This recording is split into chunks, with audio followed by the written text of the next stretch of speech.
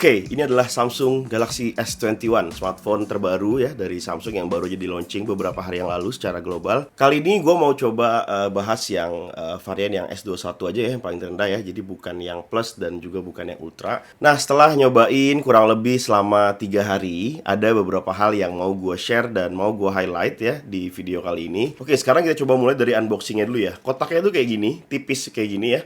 Dan ini ada tulisan S21 5G-nya. Dan ini nunjukin ya kalau misalnya HP ini emang sudah support 5G. Dan kalau dibuka ini langsung ke HP-nya. Dan juga di bawahnya sini ada kotak lagi yang isinya cuma manual ya. Terus juga ada SIM card ejector dan juga kabel data.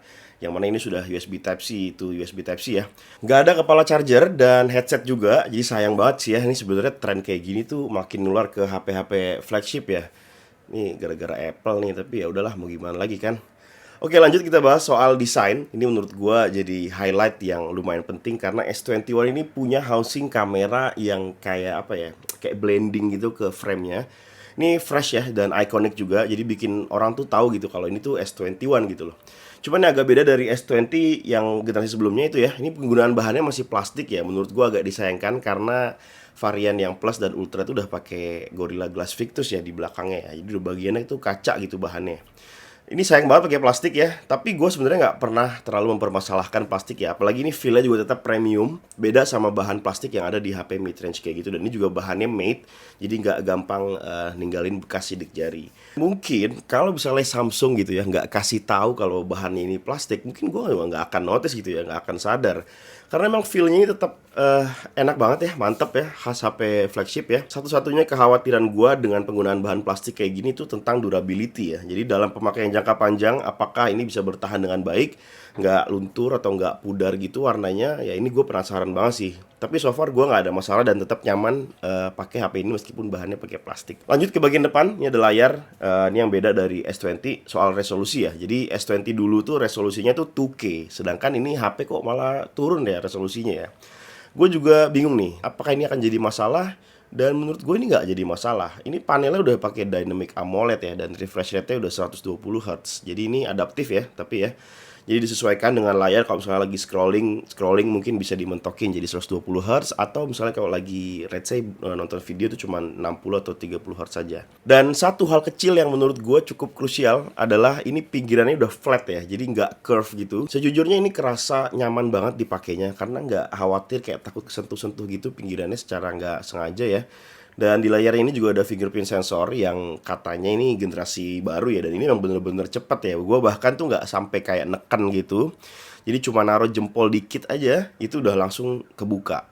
Nah ini mantep nih performa fingerprint sensornya ya. Nah terus gimana soal performa chipsetnya? Ini untuk pasar Indonesia S20 series ini pakai chipset buatan Samsung sendiri. Ini yang paling baru ya, Exynos 2100, sedangkan di pasar US dan negara lain mungkin pakai Snapdragon 888 ya. Untuk performa buka-buka apps ini cepet banget, ini khas HP flagship lah ya. Gue puas banget sama HP yang ngebut kayak gini. Buat gaming sih sebenarnya oke-oke aja, dan gue nggak terlalu rekomendasiin sebenarnya buat gaming lama di sini karena selain ukurannya nggak terlalu gede ya. Baterainya ini juga cuma 4000 mAh gitu, takut cepet habis gitu ya. Tapi ya HP ini tetap kuat, mau ngelibas game apa aja tuh sebenarnya bisa-bisa aja ya, lancar-lancar aja gitu ya. Nah ngomong-ngomong soal baterai, ini gue baru 3 hari ya sebenarnya ya, jadi gue belum bisa nemuin performa terbaik dari HP ini. Untuk pengalaman gue hari pertama ini gue pakai lumayan boros ya, jadi sekitar jam 3 sore tuh udah low bat gitu loh.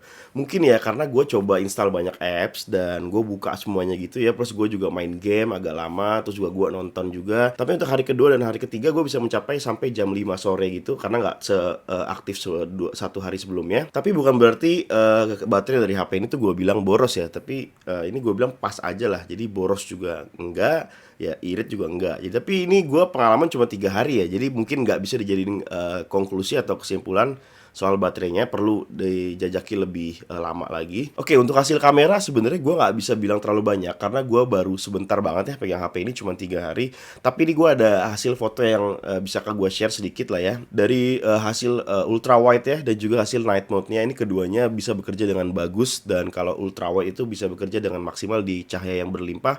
Sedangkan night mode ini juga bisa kasih detail yang bagus. Tapi gue nggak bisa ambil kesimpulan sekarang karena masih 3 hari. Mungkin nanti kalau misalnya gue ada kesempatan, gue bisa bikin video review yang lebih lengkap lagi tentang kameranya. Dan untuk hasil video gue nggak bisa share terlalu banyak. Mungkin kalian bisa lihat juga di sini gue ada beberapa sampel video yang gue nggak bisa ambil kesimpulan. Jadi kalian silakan nilai sendiri gimana hasil videonya, termasuk juga hasil video dari Instagramnya atau Instastory ya. Mungkin kalian banyak yang penasaran tuh. Oke, ini adalah hasil kamera depan dari Samsung S21 ya.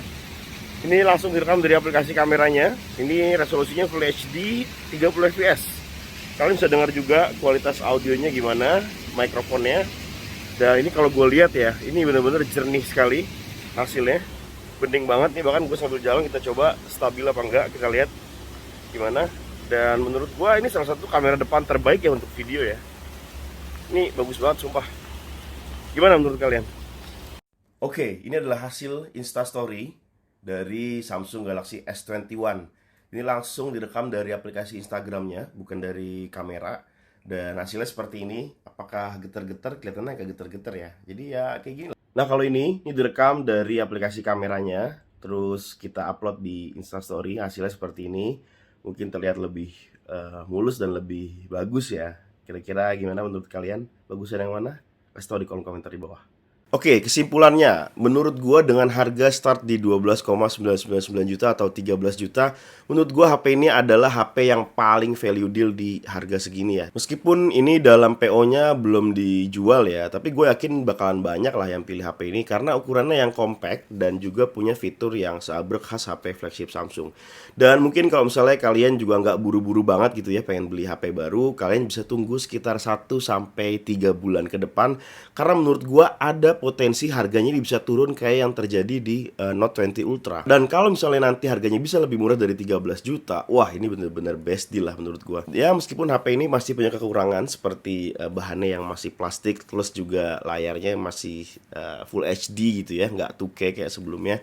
Tapi menurut gua untuk ukuran HP flagship ini udah salah satu HP yang paling recommended lah menurut gua ya. Karena menurut gua fitur yang ada di S21 Ultra yang baterai lebih besar, ukuran lebih besar ya, layar lebih besar dan juga punya kemampuan untuk ngezoom sampai 100 kali, gua nggak terlalu butuh-butuh banget. Jadi menurut gua S21 ini sudah memenuhi kebutuhan gua untuk menjadi sebuah HP flagship yang akan gua pakai dalam sehari-hari. Dan itu menurut gua. Gimana menurut kalian? Apakah kalian akan pilih varian yang S21 ini? Kasih tahu pendapat kalian di kolom komentar di bawah. Oke, mungkin sekian dulu untuk video pembahasan dari gua tentang Samsung Galaxy S21 ini yang udah gua pakai selama 3 hari terakhir.